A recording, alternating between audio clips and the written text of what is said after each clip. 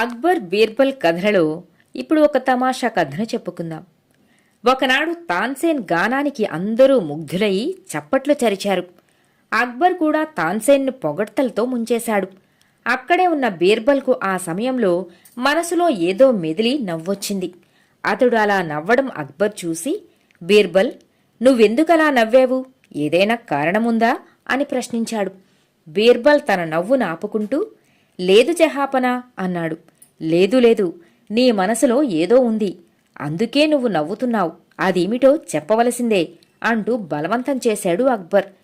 ఏం లేదు మహారాజా, నా బంధువులలో ఒక సితార్ వాద్యకుడు ఉన్నాడు, అతడు గుర్తొచ్చి అన్నాడు బీర్బల్. అవునా, మరి ఏ రోజూ నువ్వు నాకు అతడి గురించి చెప్పనేలేదే అన్నాడు. సందర్భం రాలేదు కనుక చెప్పలేదు ప్రభూ, పైగా అతడికి మీ దర్బారులో తన కళను ప్రదర్శించే అవకాశం రాలేదు కదా అన్నాడు. సరే, ఇప్పుడైనా మించిపోయిందేం లేదు. రేపు నేనొక గొప్ప విందును ఏర్పాటు చేశాను. నువ్వు నీ బంధువును తీసుకురా, అతడి పాండిత్యాన్ని మేము కూడా తెలుసుకుంటాము అన్నాడు అక్బర్. బీర్బల్ అలాగే తన బంధువు దగ్గరకు వెళ్లి, అక్బర్ చక్రవర్తి రేపు గొప్ప విందును ఏర్పాటు చేశారు. ఆ విందుకు నిన్ను కూడా ఆహ్వానించడం జరిగింది. నువ్వు తప్పక రావాలి. ఆయనకు నువ్వు సితార్ విద్వాంసుడువని చెప్పాను అన్నాడు. ఆ బంధువు సంతోషంతో సరేనంటూ అంగీకరించాడు. ఆ మరునాడే అత్యంత సుందరంగా తయారై బీర్బల్ ఇంటికి వచ్చాడు ఆ బంధువు. బీర్బల్ అతడి అలంకారాన్ని చూసి, ఏంటి పెళ్లికొడుకులా ముస్తాబయ్యావు అంటూ ఆట పట్టించాడు. తర్వాత ఇద్దరూ కలిసి రాజభవనానికి చేరుకున్నారు. బీర్బల్ని చూసిన అక్బర్, బీర్బల్, ఎక్కడ నీ సితార్ విద్వాంసుడు? మాకు పరిచయం చెయ్యవా అన్నాడు. బీర్బల్ వెంటనే తన పక్కనే ఉన్న తన బంధువుని చూపి, ఇతడే మహారాజా, నేను చెప్పిన ఆ వ్యక్తి అన్నాడు.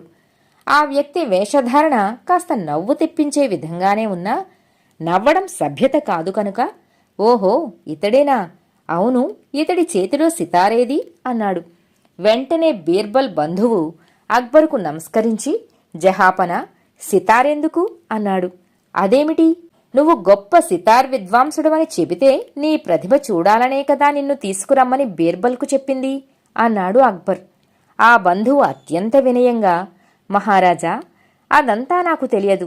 మీరు విందుకు ఆహ్వానించారని మాత్రమే నాకు చెప్పాడు. విందు నేను తింటాను కాని నా సితార్ తినలేదు కదా, అందుకే నేనొక్కడినే వచ్చాను. ఈసారి తప్పకుండా సితార్ను కూడా తీసుకొస్తాను అన్నాడు. అతడి అమాయకత్వంతో కూడిన సమాధానానికి అక్కడున్న వారందరూ ఒక్కసారిగా విరగబడి నవ్వారు.